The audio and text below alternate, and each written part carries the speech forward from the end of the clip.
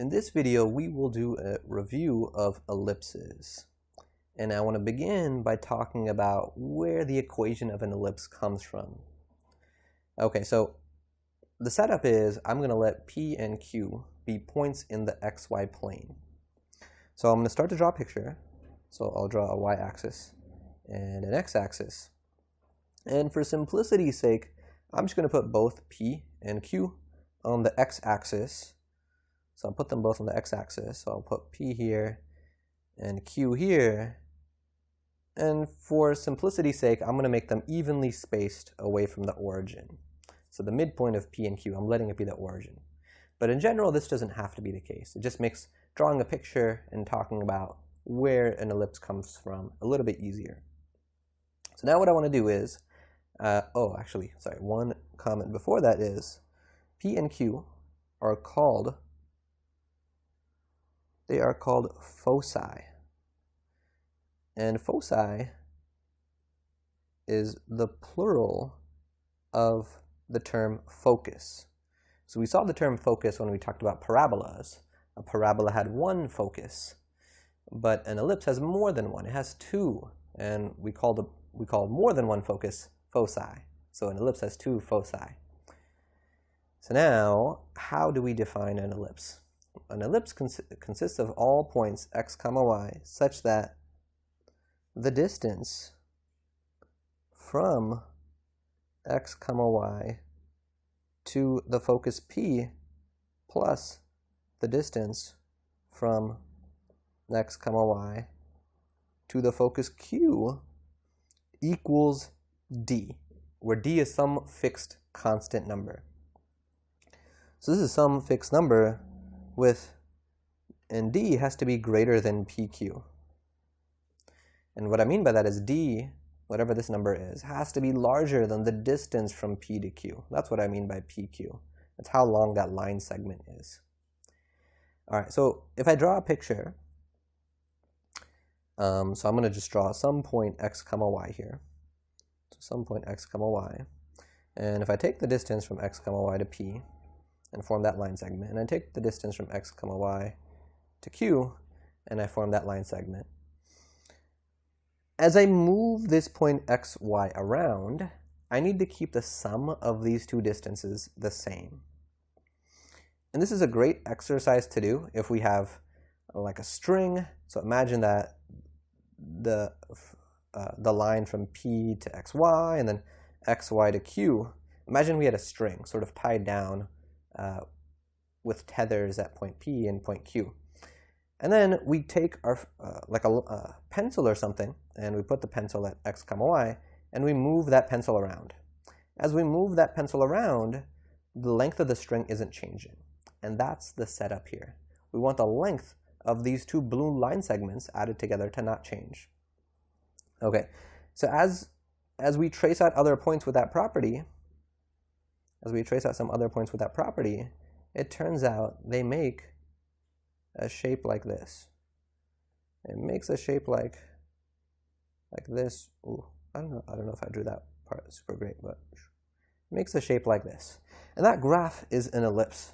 All right, so let's state that. So that graph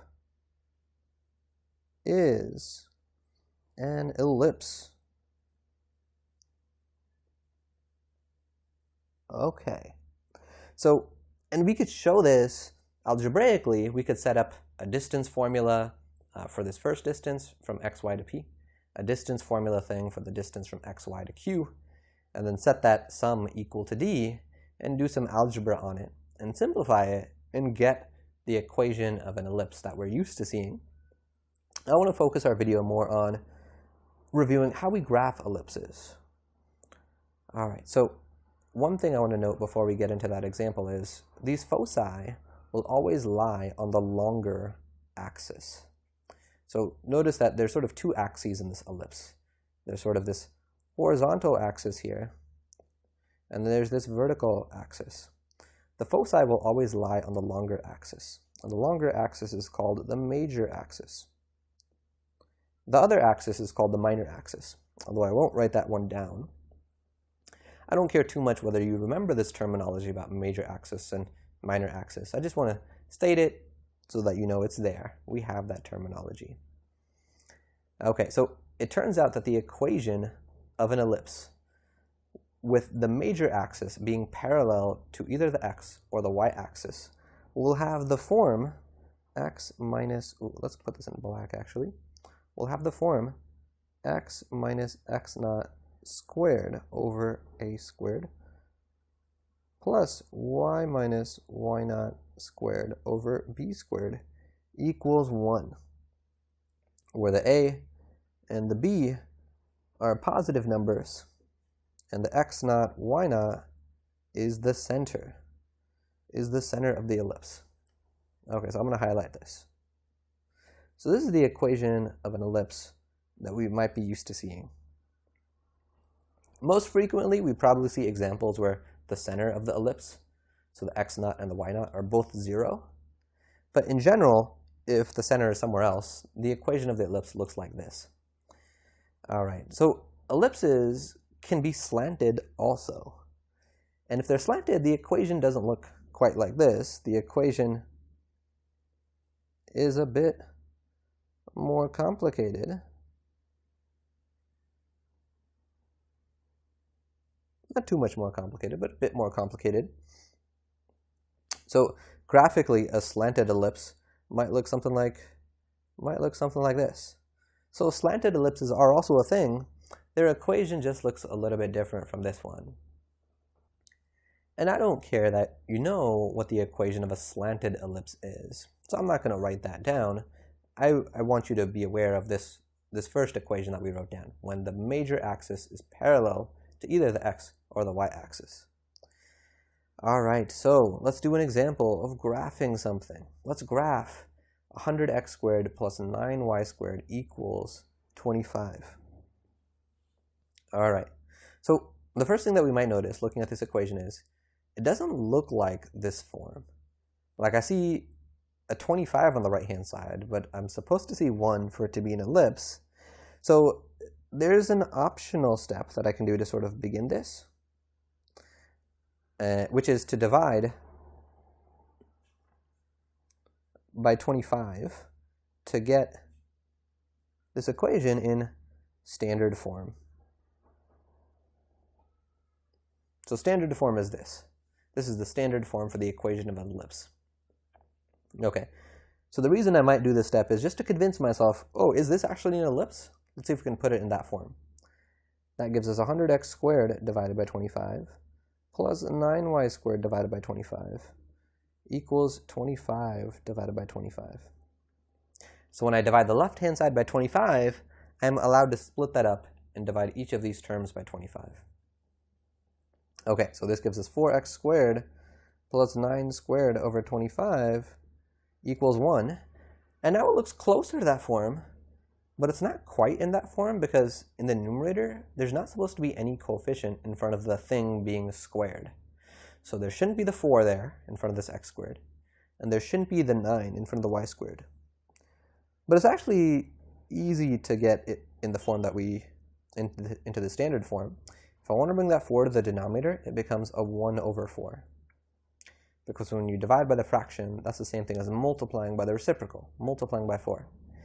If I did the same thing with a 9, we'd get y squared divided by 25 over 9.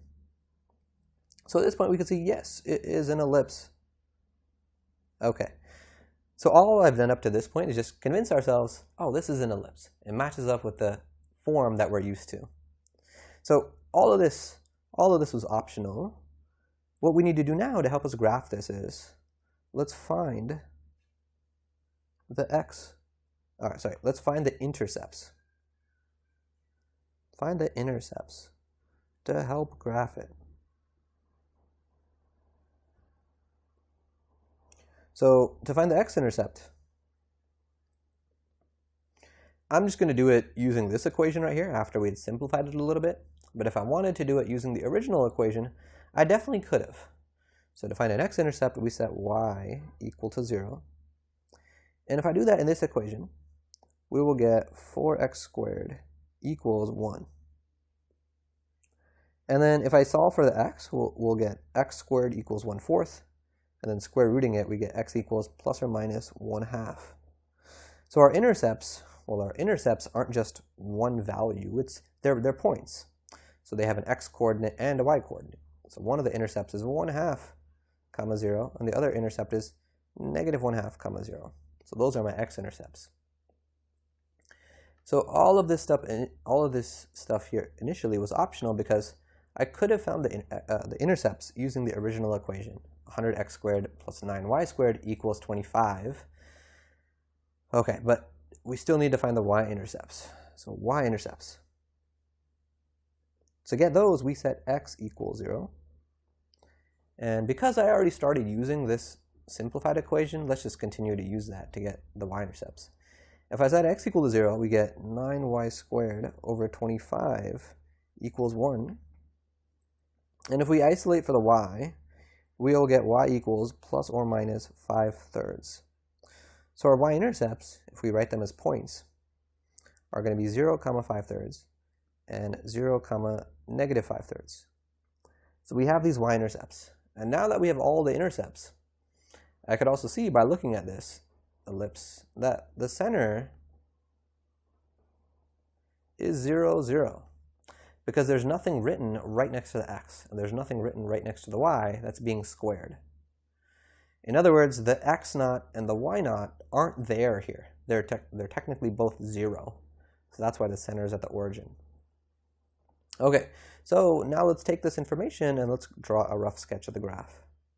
Okay, so let's draw some axes. So y-axis, x-axis. So my y-intercepts are at, there's one at 5/3 and there's one at -5/3.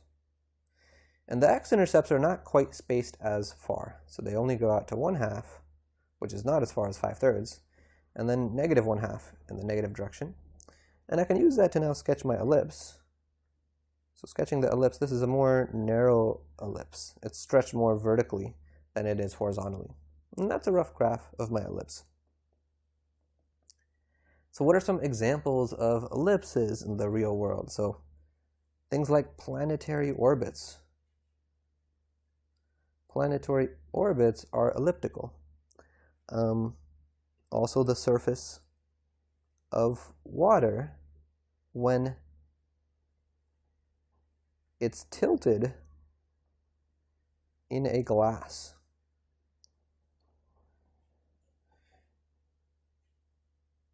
So if we have a glass that's tilted, the surface of water would be horizontal. So the water in it, imagine, is horizontal. And that's the water right there. So the surface of that water has an elliptical shape. In terms of our goals, we have now talked about where ellipses come from in terms of an equation, using distances and those two foci, and done an example to review how we graph them. So the next video we'll do the same, but talk about hyperbolas.